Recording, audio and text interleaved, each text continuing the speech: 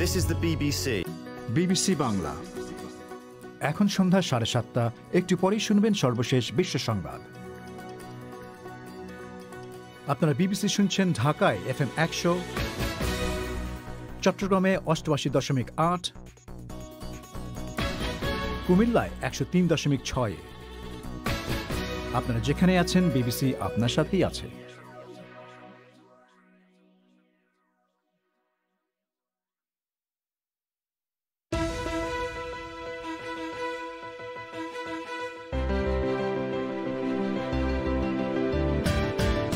জাতিসংঘ সহ আন্তর্জাতিক অনেক সংস্থার আপত্তি উপেক্ষা করে কয়েকশো রোহিঙ্গা শরণার্থীকে কক্সবাজার থেকে ভাসানচরে নেওয়া হচ্ছে আজ। কেন প্রভাবশালী এসব সংস্থার আপত্তি উপেক্ষা করার সাহস দেখাচ্ছে সরকার? মূল অপরাধী যে মিয়ানমার, তাদের বিরুদ্ধে এরা তেমন কিছুই করেনি। এদেরকে বাংলাদেশ কিভাবে ট্রিট করছে সেটা নিয়েই তারা অনেক বেশি কনসার্ন।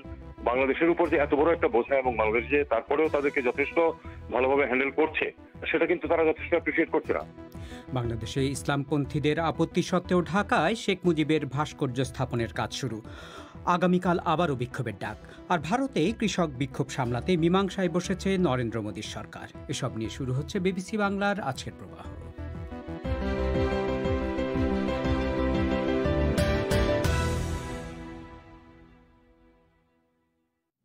বিবিসি বাংলার সন্ধেবেলার অধিবেশন প্রবাহে আপনাদের স্বাগত জানাচ্ছি শাকিল আনোয়ার। রেডিওর পাশাপাশি এই অনুষ্ঠান আপনারা লাইভ শুনতে পাচ্ছেন আমাদের ওয়েবসাইটে www.bbcbangla.com। জাতিসংঘ এবং প্রভাবশালী কয়েকটি আন্তর্জাতিক মানবাধিকার সংস্থার আপত্তির মুখেই কক্সবাজারে শরণার্থী ক্যাম্প থেকে রোহিঙ্গাদের ভাসানচরে স্থানান্তরের প্রক্রিয়া শুরু করেছে সরকার। আজ শরণার্থী ক্যাম্প থেকে কয়েকশো রোহিঙ্গা শরণার্থীকে ভাসানচরে স্থানান্তরের উদ্দেশ্যে বাসে করে চট্টগ্রামে নিয়ে নৌবাহিনীর কাছে হস্তান্তর করা হয়েছে বলে জানা যাচ্ছে। রোহিঙ্গাদের ভাসানচরে স্থানান্তর বন্ধ করার আহ্বান জানিয়ে গতকালই বিবৃতি প্রকাশ করেছে মানবাধিকার সংস্থা হিউম্যান রাইটস ওয়াচ এবং অ্যামনেস্টি ইন্টারন্যাশনাল। ঢাকা থেকে আরও জানাচ্ছেন আমাদের সংবাদদাতা নাগিব বাহার। কক্সবাজারের কয়েকটি শরণার্থী ক্যাম্প থেকে ভাসানচরে যেতে আগ্রহী রোহিঙ্গা শরণার্থীদের একটি অংশ আজ বাসে করে চট্টগ্রামে পৌঁছেছে।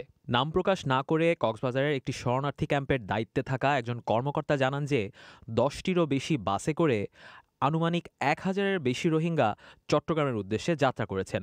তবে শরণার্থীদের এই সংখ্যাটা সম্পর্কে নিশ্চিতভাবে কিছু জানা যায়নি। ওই কর্মকর্তা জানান, রোহিঙ্গাদের চট্টগ্রামে নিয়ে নৌবাহিনীর কাছে হস্তান্তর করার কথা রয়েছে। সেখান থেকে নৌবাহিনীর জাহাজে করে তাদের ভাসানচরে নিয়ে যাওয়া হবে। ওই কর্মকর্তা জানিয়েছেন, ভাসানচরের উদ্দেশ্যে যাত্রা করা রোহিঙ্গাদের সবাই স্বেচ্ছায় সেখানে স্থানান্তরিত হওয়ার আগ্রহ প্রকাশ করেছেন।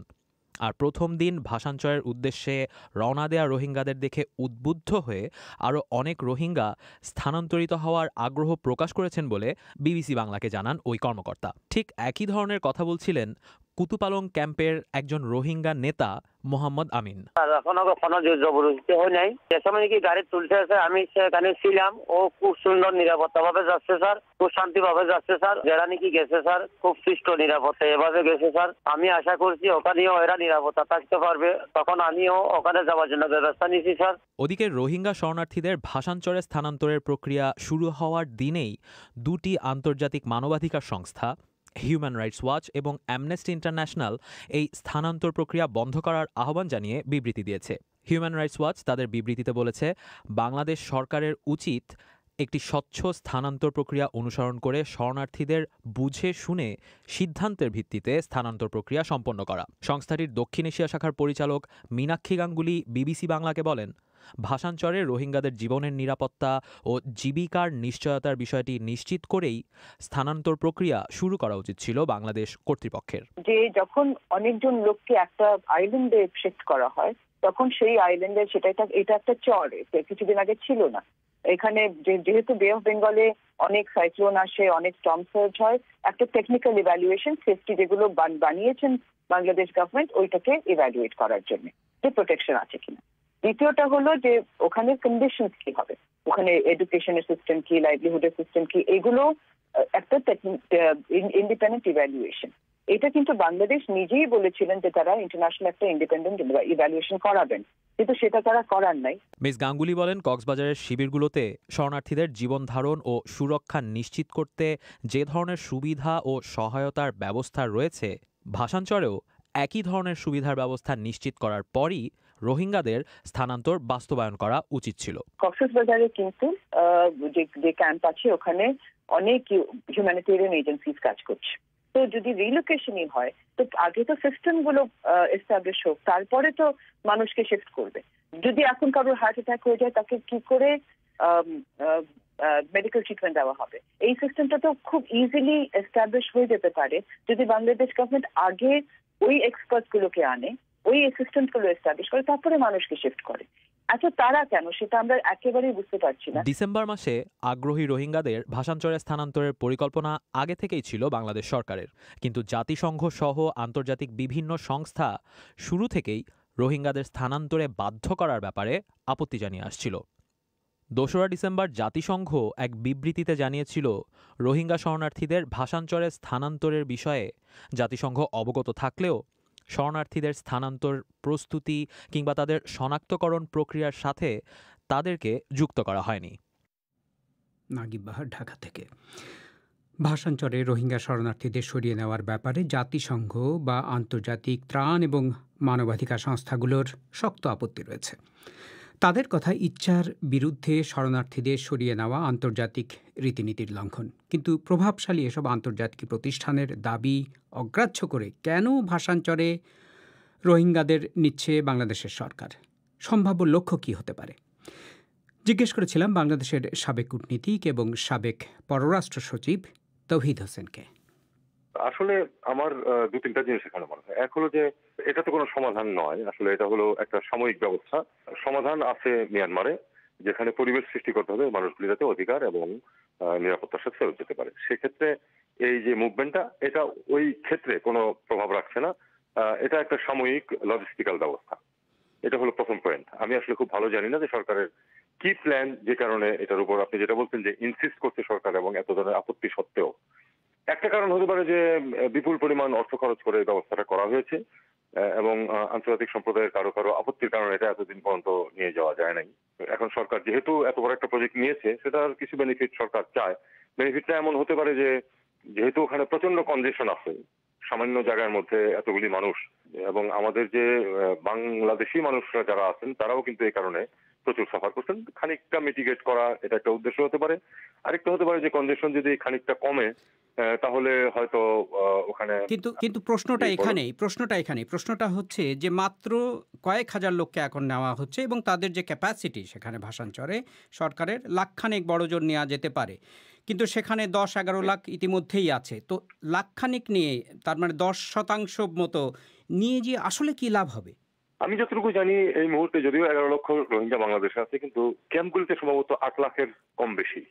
যদি ওখানে ১ লাখ নিয়ে যাওয়া যায় তাহলে ১২% মতো লোক চলে যাবে। সে খানিকটাও যদি কনজেশন কমে, 10% তো একেবারে কম না। 10% স্থান যদি খালি করা যায়, যেখান দিয়ে একটু মুভমেন্ট হতে পারে, একটু নজরদারি চলতে পারে, সেটা একটু সহায়তা করতে পারে। তবে আমি যেটা মনে করি যে ক্যাম্প থেকে যাচ্ছে, ক্যাম্পে তো বেশিরভাগ মানুষ থেকে যাচ্ছে, সেখানে আরো অনেক কিছু করার আছে। সেখানে আমরা জানি যে অপরাধ করতেছে, সেখানে মাদক পাচার, মানব পাচার, অস্ত্রশস্ত্রের ব্যবসা হচ্ছে বলে আমরা জানতে পেরেছি, শুনতে পেরেছি। আমি বলছি না যে এর জন্য শুধু রোহিঙ্গারা দায়ী, নিঃসন্দেহে স্থানীয় লোকজন, কেউ বিভিন্ন অপরাধী চক্র জড়িত আছে যে কারণে এই কাজগুলি ঘটতেছে। সেক্ষেত্রে আরো শক্ত নিয়ন্ত্রণ পরীক্ষা করা দরকার। একটা কথা আপনারা যেটা বলছেন এই শক্তিমান বিভিন্ন মানবাধিকার সংগঠনের কথা, এটা কিন্তু সত্যি কথা বলি একজন বাংলাদেশি হিসাবে আমার কাছে খুবই বিরক্তিকর এই জন্য যে মূল অপরাধী যে মিয়ানমার, তাদের বিরুদ্ধে এরা তেমন কিছুই করেনি। ইউএন বলুন, ইউএন একটা আইসিজেতে একটা মামলা হচ্ছে, ফাইন, কিন্তু মিয়ানমারকে বাধ্য করার জন্য এই প্রতিষ্ঠানগুলি এ পর্যন্ত কি করেছে? তারা কিছুই করেনি। এদেরকে বাংলাদেশ কিভাবে ট্রিট করছে সেটা নিয়েই তারা অনেক বেশি কনসার্ন। বাংলাদেশের উপর যে এত বড় একটা বোঝা এবং বাংলাদেশ যে তারপরেও তাদেরকে যথেষ্ট ভালোভাবে হ্যান্ডেল করছে, সেটা কিন্তু তারা যথেষ্ট অ্যাপ্রিসিয়েট করছে না। এই যে প্রতিষ্ঠানগুলো তারা যেটুকু ব্যয় করেন তার একটা বড় অংশ কিন্তু তাদের নিজেদের পিছনে ব্যয় হয়, যেটা আমরা চোখে দেখতে পাই সামনাসামনি। কাজেই তারা স্ট্যাটাস কো যেটা আছে সেটাতে তাদের কিছু স্বার্থ আছে, এটা আমি জানি। কাজেই সব মিলিয়ে তাদের ভূমিকার ব্যাপারে কিন্তু সাধারণভাবে একটা অসন্তোষ কিন্তু আছে। মিস্টার হোসেন, কিন্তু বাস্তবতা হচ্ছে যে আপনিও যেটা ইঙ্গিত করছিলেন যে এই সমস্যার সমাধান মিয়ানমারের ভেতরে। এখন সেটার যদি সমাধান করতেই হয় কখনো, তাহলে বাংলাদেশকে একমাত্র কূটনীতির আশ্রয় নেওয়া ছাড়া কোনো উপায় নেই। বাংলাদেশ অন্য কোনোভাবে সেটা পারবে না। এবং সেই কূটনৈতিক যুদ্ধে বাংলাদেশের জন্য জাতিসংঘ বলুন আর এই হিউম্যান রাইটস ওয়াচ বলুন, এদের সহযোগিতা খুবই গুরুত্বপূর্ণ হবে। সুতরাং এদের সাথে সম্পর্ক নষ্ট করে তো একটা ঝুঁকি আছে নাকি? খুব বড় ঝুঁকি আমি দেখতে পাচ্ছি না, এই কারণে যে গত 3 বছরে তারা তেমন কিছু করেনি এবং আগামীতেও যে খুব বিরাট কিছু করবে সেটা কোনো লক্ষণ দেখা যাচ্ছে না। কাজেই আমাদের নিজস্ব যে পদ্ধতি বা যে পলিসি, সেভাবে কূটনৈতিক পর্যায়ে এটা সমাধানের চেষ্টা চালিয়ে যেতে হবে। একটা জিনিস মনে রাখতে হবে, যে পরিস্থিতি এখন আছে, বিশ্ব সম্প্রদায় সেটা ভাবতে পারে যে বাংলাদেশের ঘাড়ে এই সমস্যাটা চেপে আছে, কিন্তু এটা যে বাংলাদেশের ঘাড়েই চেপে থাকবে চিরদিন এমন কিন্তু কোনো কথা নয়। যদি দীর্ঘায়িত হয়, আমরা জানি যে খুব দীর্ঘায়িত যদি কোনো রিফিউজি সমস্যা হয়, সেটা কিন্তু বিভিন্ন ধরনের রেমিফিকেশন সৃষ্টি হয়। সেটা কিন্তু তখন অন্যদেরকেও যে সমস্যায় ফেলবে না এমন কথা নিশ্চিত করে কিন্তু বলা যায় না। একটা জিনিস মনে রাখতে হবে যে এই এই দুর্দশাগ্রস্ত পরিবেশে যে বাচ্চাগুলো বড় হয়ে উঠবে, তারা কিন্তু প্রচন্ড বিদ্রোহী হয়ে উঠতে পারে এক সময়। সেটাতে সেই বিদ্রোহী হওয়াতে বাংলাদেশ সাফার করবে, কিন্তু বাকিরাও যে সাফার করবে না এ কথা কিন্তু নিশ্চিত করে বলা কঠিন। আমি কথা বলছিলাম বাংলাদেশের সাবেক পররাষ্ট্র সচিব তৌহিদ হোসেনের সাথে। বাংলাদেশের প্রতিষ্ঠাতা রাষ্ট্রপতি শেখ মুজিবুর রহমানের একটি ভাস্কর্য তৈরিকে ঘিরে চলমান উত্তেজনার মধ্যেই ঢাকায় ভাস্কর্যটি স্থাপনের কাজ শুরু হয়ে গেছে। জানা গেছে ভাস্কর্যটি ইতিমধ্যেই চীন থেকে তৈরি করে আনা হয়েছে। এ সম্পর্কে বিস্তারিত শুনবেন অনুষ্ঠানের কিছুক্ষণ পর। তার আগে সংক্ষিপ্ত বিশ্ব সংবাদ মাসুদ হাসান খানের কাছে। লাইবেরিয়ার একজন সাবেক বিদ্রোহী অধিনায়ক আলিও কোসিয়াকে যুদ্ধাপরাধের দায়ে সুইজারল্যান্ডের একটি আদালতে হাজির করা হয়েছে। তার বিরুদ্ধে হত্যা, অপ্রাপ্তবয়স্ক সৈনিক নিয়োগ এবং ধর্ষণের অভিযোগ আনা হয়েছে। তিনি সুইজারল্যান্ডে পালিয়ে গিয়েছিলেন। পরে বেসামরিক মানুষকে ইচ্ছাকৃতভাবে হত্যা, যৌন সহিংসতা এবং নরমাংস ভক্ষণের অভিযোগের তথ্য প্রমাণ সামনে আসার পর 2014 সালে তাকে গ্রেপ্তার করা হয়। হংকংয়ের গণতন্ত্রপন্থী ধনকুবের জিমি লাইয়ের বিরুদ্ধে আনা প্রতারণার অভিযোগে জামিন প্রত্যাখ্যান করা হয়েছে। মিস্টার লাই ওই এলাকার সবচেয়ে পরিচিত বিরোধী মতাদর্শের সংবাদপত্রের মালিক এবং চীনা নিয়ন্ত্রণের কট্টর সমালোচক। এপ্রিল মাসে তার মামলার শুনানি হওয়ার কথা। সে পর্যন্ত তাকে হেফাজতে রাখা হবে। লস এঞ্জেলসে করোনা ভাইরাসের সংক্রমণ এবং হাসপাতালে ভর্তির সংখ্যা ভয়াবহ মাত্রায় বৃদ্ধি পেয়েছে বলে বলা হচ্ছে এবং বাসিন্দাদের ঘরে থাকতে বলা হচ্ছে। লস এঞ্জেলস কাউন্টিতেও একই নির্দেশ জারি করা হয়েছে, কারণ সেখানে হাসপাতালগুলোতে আর কোনো শয্যা খালি নেই। আমেরিকার রোগ নিয়ন্ত্রণ এবং রোগ প্রতিরোধ কেন্দ্র সিডিসির পরিচালক হুঁশিয়ারি দিয়েছেন যে আগামী 3 মাস আমেরিকার জন্য স্বাস্থ্য পরিস্থিতির ইতিহাসে সবচেয়ে কঠিন সময় হতে যাচ্ছে। ইরানে সরকারি হিসেবেই করোনা ভাইরাসে সংক্রমিত মানুষের সংখ্যা 10 লাখ ছাড়িয়ে গেছে। মধ্যপ্রাচ্যে এই মহামারীতে ইরানের অবস্থাই সবচেয়ে খারাপ। সরকারি হিসেবে সেখানে করোনা ভাইরাসের মৃতের সংখ্যা এখন 55,000-এর সামান্য নিচে। তবে ইরানের স্বাস্থ্যমন্ত্রী বলছেন এটি হয়তো প্রকৃত সংখ্যার চেয়ে বেশ কম। ভারতের উত্তরপ্রদেশ রাজ্যের পুলিশ এক মুসলিম পুরুষকে গ্রেপ্তার করেছে এক হিন্দু নারীকে ইসলামে দীক্ষিত করার চেষ্টার অভিযোগে। তথাকথিত লাভ জিহাদ ঠেকাতে সেখানে যে নতুন আইন করা হয়েছে, সেই আইনেই এই প্রথম কাউকে গ্রেপ্তার করা হলো। হিন্দু গোষ্ঠীগুলির অভিযোগ, মুসলিম পুরুষরা হিন্দু নারীদের সঙ্গে প্রেমের সম্পর্ক গড়ে তাদের ধর্মান্তরিত করার চেষ্টা করে। এই হিন্দু নারীর বাবা গত সপ্তাহে একটি অভিযোগ দায়ের করেন, যেখানে তিনি বলেছেন যে তার মেয়েকে ধর্মান্তরিত হওয়ার জন্য মুসলিম ছেলেটি চাপ দিচ্ছিল। এই আইনের বিরুদ্ধে সেখানে তীব্র প্রতিক্রিয়া হয়েছে। সমালোচকরা এটিকে ইসলাম বিদ্বেষী বলে বর্ণনা করেছেন। চীন জানিয়েছে তাদের একটি মহাকাশ অনুসন্ধান যন্ত্র চাঁদের দূরবর্তী পৃষ্ঠ থেকে নমুনা সংগ্রহের কাজ শেষ করেছে এবং এখন সেগুলো পৃথিবীতে পাঠানোর প্রস্তুতি নিচ্ছে। চীনের চেঙ্গি 5 হচ্ছে গত 4 দশকের বেশি সময়ের মধ্যে প্রথম চাঁদ থেকে পাথর ও মাটি সংগ্রহ করা কোনো মহাকাশযান। একটি ক্যাপসুলে করে এই নমুনা পৃথিবীতে ফেরত পাঠানো হবে, যেটি অবতরণ করবে উত্তর চীনের মঙ্গোলিয়া অঞ্চলে। আপনারা শুনছেন বিবিসি বাংলার সন্ধ্যাবেলার অধিবেশন প্রবাহ। বাংলাদেশের প্রতিষ্ঠাতা রাষ্ট্রপতি শেখ মুজিবুর রহমানের একটি ভাস্কর্য নিয়ে চলমান উত্তেজনা বিতর্কের মধ্যেই ঢাকায় ভাস্কর্যটি স্থাপনের কাজ শুরু হয়ে গেছে। জানা গেছে ভাস্কর্যটি চীন থেকে তৈরি করে আনা হয়েছে। ওদিকে শেখ মুজিবের ভাস্কর্য স্থাপনের বিরুদ্ধে আগামীকাল শুক্রবার আবারও দেশব্যাপী বিক্ষোভের ডাক দিয়েছে বেশ কয়েকটি ইসলামপন্থী সংগঠন। কিন্তু ঢাকার পুলিশ সতর্ক করেছে যে অনুমতি ছাড়া কোনো বিক্ষোভ সমাবেশ করতে দেওয়া হবে না। আরও জানাচ্ছেন শাহনাজ পারভিন। ঢাকা শহরে কোনো ধরনের রাজনৈতিক ও সামাজিক সভা সমাবেশ করতে গেলে পুলিশের অনুমতির দরকার হয়।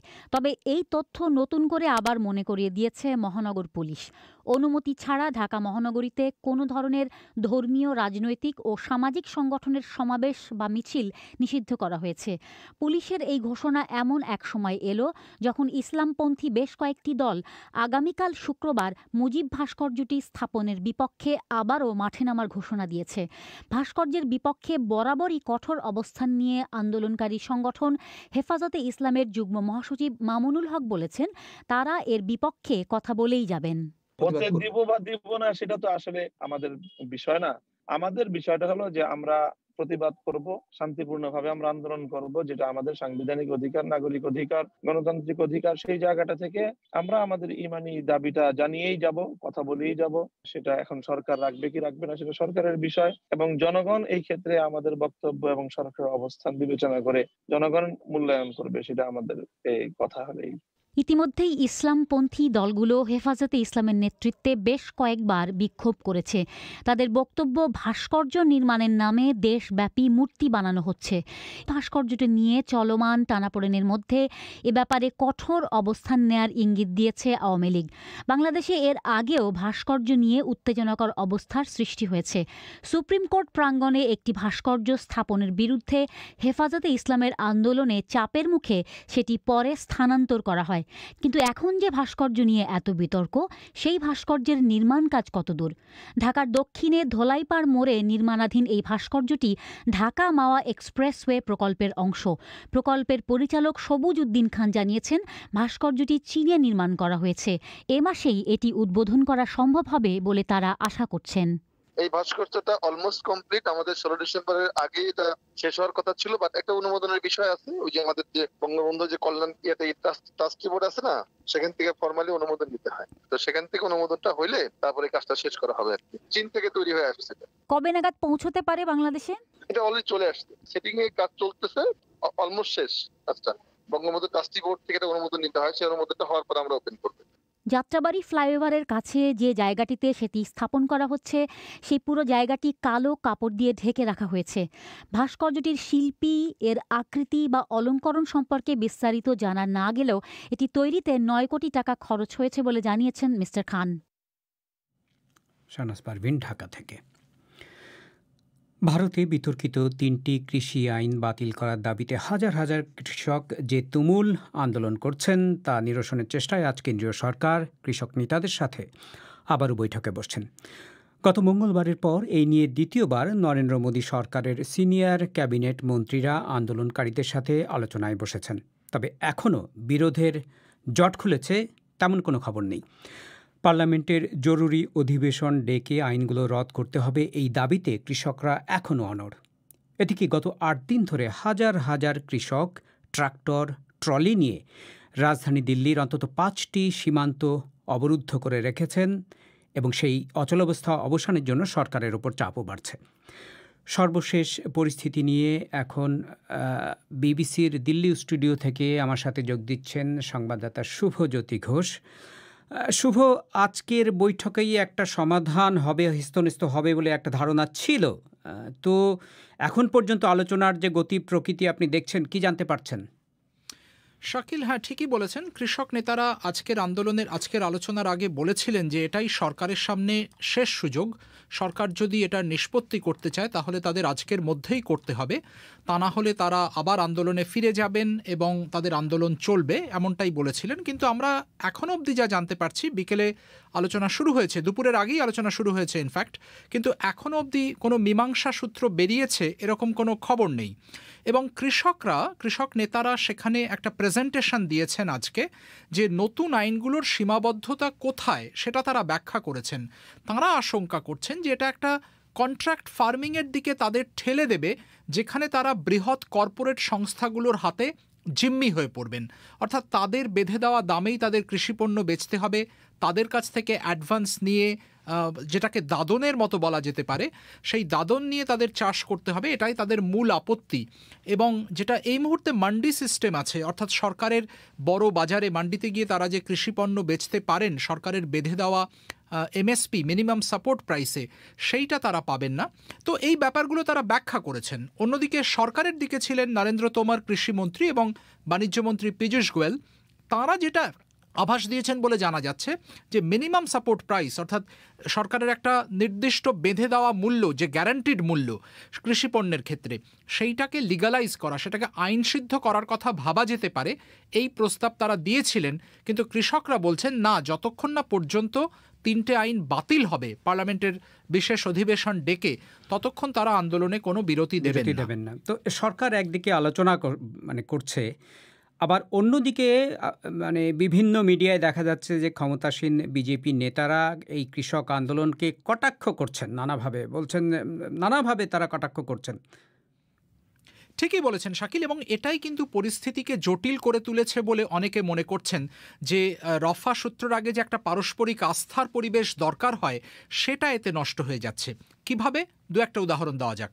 যেমন বিজেপির মন্ত্রী এবং প্রাক্তন সেনা প্রধান ভিকে সিং, তিনি বলেছেন, প্রকাশ্যেই বলেছেন যে আন্দোলনরত কৃষক নেতাদের দেখলে কি মনে হয় এরা কৃষক?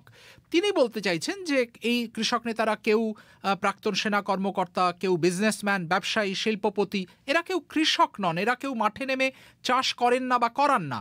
ফলে তার বক্তব্য যে কৃষক আন্দোলনের নামে এখানে কোনো স্বার্থান্বেষী মহল একটা খেলা খেলছে, এটা তিনি পরিষ্কার বলেছেন।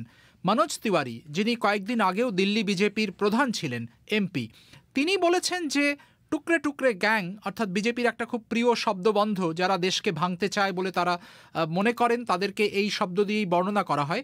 এই টুকরে টুকরে গ্যাং নাকি গত ডিসেম্বরের মতোই এই কৃষক আন্দোলনকে ঘিরে আবার একটা দিল্লির শাহিনবাগের মতো আন্দোলন, একটা অবরোধ গড়ে তুলতে চাইছে, এই মন্তব্য করেছেন তিনি।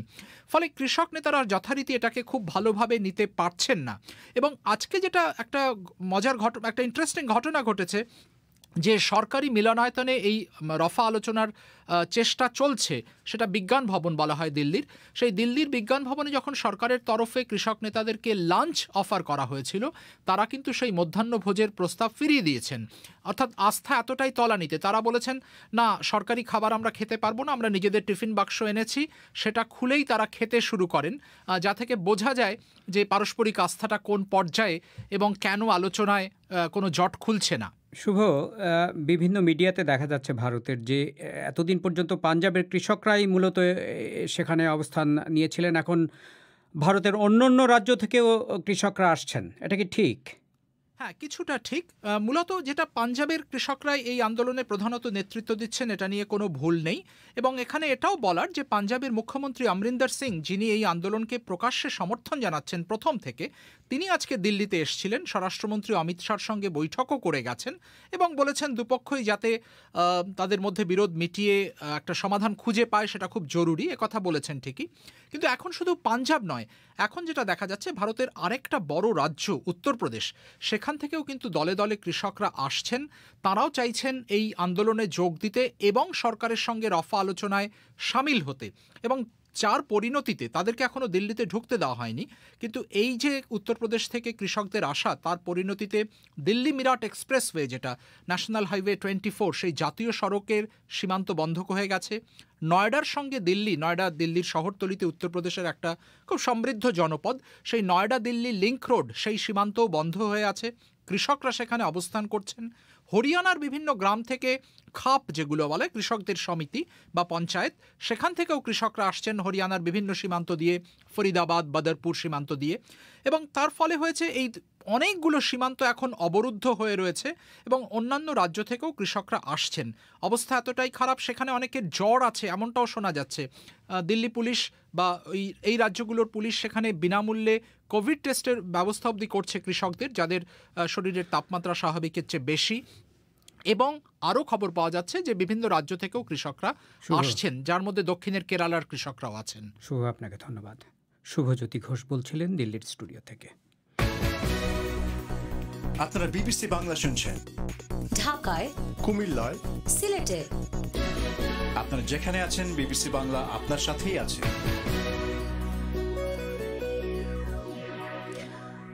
রোহিঙ্গাদের ভাষান্তরে স্থানান্তর বা শেখ মুজিবের ভাস্কর্য নির্মাণের বিরুদ্ধে ইসলামপন্থীদের আপত্তি নিয়ে মানুষজন সোশ্যাল মিডিয়াতে কি কথাবার্তা বলছেন, শুনুন ফয়সাল তিতুমিরের কাছে। ধন্যবাদ শাকিল। ভাস্কর্য ইস্যুর সঙ্গে সামাজিক যোগাযোগ মাধ্যমে আজ যোগ হয়েছে রোহিঙ্গা ইস্যু, জানিয়ে নানান আলোচনা লক্ষ্য করা যাচ্ছে ফেসবুক, টুইটার জুড়ে। আর সেগুলো জানিয়ে দিতেই হাজির হয়েছি আমি ফয়সাল তিতুমির, সঙ্গে আছি আমি পারমিতা হিম। ভাস্কর্য ইস্যুতে যে খবরটি আপনারা শুনছিলেন, একরকম মুখোমুখি অবস্থানে সরকার ও ধর্মভিত্তিক দলগুলো। একদিকে যেমন বঙ্গবন্ধুর ভাস্কর্য বাস্তবায়ন পরিষদ গঠন করা হয়েছে, অন্যদিকে ইসলামপন্থী নেতারা বলছেন ভাস্কর্যের ইস্যুতে শনিবার চূড়ান্ত সিদ্ধান্ত জানাবেন তারা। আর এসব নিয়ে কিন্তু পারমিতা মানুষের নানান রকম প্রতিক্রিয়া আমরা দেখতে পাচ্ছি সামাজিক যোগাযোগ মাধ্যমে। যেরকম নাইমুল ইসলাম রনি লিখেছেন, আওয়ামী লীগের উচিত নির্মাণ করা, আলেম সমাজের উচিত নির্মাণ বন্ধ করা। এখন দেখা যাক বিষয়টা কোন জায়গায় গিয়ে দাঁড়ায়। আবার ভিন্ন রকম মন্তব্য আছে তিতুমির। যেমন মুনজাদিদ করিম বলছেন, চেতনা যেমন সাইনবোর্ড তেমনি ভাস্কর্যও একটা পণ্য। আবার সোহেল রানা বলছেন, আসল কথা হলো দুর্নীতিবাজরা দুর্নীতি করার আর জায়গা পাচ্ছে না, যার কারণে ভাস্কর্যের নামে কোটি কোটি টাকা দুর্নীতি করা তাদের কাজ। শামীম খোকন বলছেন, কোটি টাকা খরচ করে ভাস্কর্য করেন আর গ্রামের রাস্তাঘাট বেহাল অবস্থা। উন্নয়নের পাশাপাশি যা করার করেন তাতে আপত্তি নাই, এই যুগেও কাঁচা রাস্তায় হাঁটতে হচ্ছে। তবে সাইফুল ইসলাম সাইফ প্রশ্ন তুলেছেন, শুধুমাত্র একটা ভাস্কর্য নিয়েই এত আপত্তি? হোসানুজ্জামান সোহেল লিখেছেন, এতদিন পর ভাস্কর্য নিয়ে কেন এত লাফালাফি? ইসলাম ধর্মে আরও অনেক কিছু নিষেধ আছে, সেগুলো নিয়ে তো কিছু হয় না। এদিকে এসবের মাঝেই বিকেল থেকে বিভিন্ন গণমাধ্যমের খবর, ঢাকা বিশ্ববিদ্যালয়ের মধুর ক্যান্টিনের সামনে থাকা মধুদার ভাস্কর্যে ভাঙচুরের ঘটনা ঘটেছে। তিতুমির সাথে সাথে তার সামাজিক যোগাযোগ মাধ্যমে আলোচনার বিষয় হয়ে দাঁড়ায়। খবরগুলোতে বলা হচ্ছে, মধুদার ভাস্কর্যের অংশবিশেষ ভাঙার বিষয়টি নজরে আসার পর তা প্রক্টরকে জানানো হয় এবং তা মেরামত করা হয়েছে। ঠিক তাই বারমিত, এবং এটা নিয়েও নানান মন্তব্য আছে। অন্যদিকে রোহিঙ্গাদের বাসে করে ভাষান্তরে নেয়ার যে প্রক্রিয়া শুরু হয়েছে, সেই বিষয়ে কিন্তু সামাজিক যোগাযোগ মাধ্যমে ব্যাপক আগ্রহ লক্ষ্য করা যাচ্ছে। বিবিসি বাংলার ফেসবুক পাতাতেও এই খবরের নিচে দেখা যাচ্ছে মিশ্র প্রতিক্রিয়া। মোজাম্মেল হক বলছেন, আমার বিশ্লেষণে এটি একটি মারাত্মক ভুল সিদ্ধান্ত। এটি বাংলাদেশের রোহিঙ্গাদের একটি স্থায়ী নিরাপদ আবাস হয়ে গেল। নিরাপত্তা ও নিরাপদ আশ্রয়ের প্রশ্নে যা তাদের নিজ দেশে ফিরিয়ে নেয়ার অভ্যন্তরীণ ও আন্তর্জাতিক চাপকে দুর্বল করে দিয়েছে। অন্যদিকে নোমান মোবারক বলছেন, কারণ কি মানবাধিকার সংগঠনগুলোর বিরোধিতা করার? তাদেরকে তো ভালো জায়গাতেই থাকতে দিয়েছে। আর এমডি ইলিয়াস বলছেন, আসল উদ্দেশ্য হলো ওইখানে রোহিঙ্গা জনগোষ্ঠী স্থানান্তর হয়ে গেলে মনে হয় দাতা সংস্থার কাছ থেকে এনজিওগুলোর সাহায্যের পরিমাণ কমে যাবে। কাজী নাজমুল মাহমুদ তৌফিক বলছেন, খুবই ভালো হয়েছে। ভাষান্তরে ওদের থাকাটা স্বল্প সময়ের জন্য হবে বলে আশা করি। তিতুমিরের পাশাপাশি এবার একটা ভিন্ন ধরনের খবর বলি। গাঁজা এখন থেকে আর ঝুঁকিপূর্ণ মাদক নয়, এমনটাই জানিয়েছে জাতিসংঘ। জাতিসংঘ কমিশনে এক ভোটাভুটিতে গাঁজাকে মারাত্মক অবৈধ নেশাদ্রব্যের তালিকা থেকে বাদ দেওয়ার পক্ষে রায় দিয়েছে বেশিরভাগ দেশ। এবং সাথে সাথে এই খবর নিয়েও কিন্তু মানুষের মধ্যে বেশ আগ্রহ লক্ষ্য করা যাচ্ছে বারমিতা। এমনকি বিবিসি বাংলার ফেসবুক পাতাতেও ওই খবরের নিচে প্রায় 1000-এর উপর মন্তব্য আছে। মিরাজুল ইসলাম যেমন লিখেছেন, yes it can be a remedies for muscle pain, অর্থাৎ তিনি বলছেন যে এটা আসলে বিভিন্ন রকম ব্যথা, এমনকি ক্যান্সারের ক্ষেত্রেও উপকারে আসতে পারে। তবে রূপক দত্ত আবার বলছেন, গাঁজার জন্য অনেক পরিবার ধ্বংস হতে দেখেছি। অনেকেই মানসিক ভারসাম্য হারিয়ে ফেলেছে, অনেকের অকাল মৃত্যুও ঘটেছে। পান্থ নামের একজন মন্তব্য করেছেন, অনিদ্রা, চোখের অ্যালার্জি, মৃগীরোগ, ক্যান্সার, মাইগ্রেনের সমস্যা সহ আরও অনেক রোগেই গাঁজা ঔষধ হিসেবে কাজ করে, যার ফলে উন্নত বিশ্বের অনেক দেশেই এর বৈধতা আছে। অর্থাৎ এরকম পক্ষে বিপক্ষে নানান মন্তব্য লক্ষ্য করা যাচ্ছে। তবে রকি সাহা বোধহয় পুরো ব্যাপারটার একটা ইতি টানতে পেরেছেন। তার মন্তব্যটা হচ্ছে এরকম, প্রত্যেক জিনিসের ভালো দিক এবং খারাপ দিক আছে। সাপের বিষে মানুষের প্রাণ যায়, আবার এই সাপের বিষ মানুষের ঔষধের কাজে ব্যবহৃত হয়। গাঁজা ক্যান্সার থেকে শুরু করে বিভিন্ন জটিল রোগে ব্যবহার হয়। তাই আপনি ভালো কাজে ব্যবহার করবেন না খারাপ কাজে ব্যবহার করবেন নির্ভর করছে ব্যবহারের ধরনের উপর। তো এরকমই নানান মন্তব্য আছে। আর এসবই ছিল আজকের মতো সামাজিক যোগাযোগ মাধ্যমের আলোচিত খবরগুলোর আপডেট। রবি থেকে বৃহস্পতি আয়োজন আপনারা শুনতে পাচ্ছেন বিবিসির সান্ধ্যকালীন অনুষ্ঠান প্রবাহতে। ধন্যবাদ সবাইকে এতক্ষণ সঙ্গে থাকার জন্য। ফয়সাল তিতুমির, পারমিতা হিম। অধিবেশন শেষ করার আগে খবরের প্রধান অংশগুলো আরেকবার। জাতিসংঘ সহ আন্তর্জাতিক অনেক সংস্থার আপত্তি উপেক্ষা করে কয়েকশো রোহিঙ্গা শরণার্থীকে কক্সবাজার থেকে ভাষান্তরে নেওয়া হচ্ছে। বাসে করে তাদেরকে চট্টগ্রামে নৌবাহিনীর হাতে স্থানান্তর করা হয়েছে বলে জানা গেছে। নৌবাহিনীর জাহাজে করে তাদেরকে ভাষান্তরে নেওয়া হবে। আর বাংলাদেশে ইসলামপন্থীদের আপত্তি সত্ত্বেও ঢাকায় শেখ মুজিবের ভাস্কর্য স্থাপনের কাজ শুরু হয়েছে। এরই সাথে শেষ করছি আজকের প্রবাহ। শ্রোতাদের চিঠিপত্রের জবাবের অনুষ্ঠান প্রীতিভাজনে শুরু হয়েছে রাতের অধিবেশন পরিক্রমায়, বাংলাদেশে রাত 10:30, ভারতে 10টায়। শুনবেন আশা করে। আমি শাকিল আনোয়ার এখনকার মতো বিদায় চাইছি।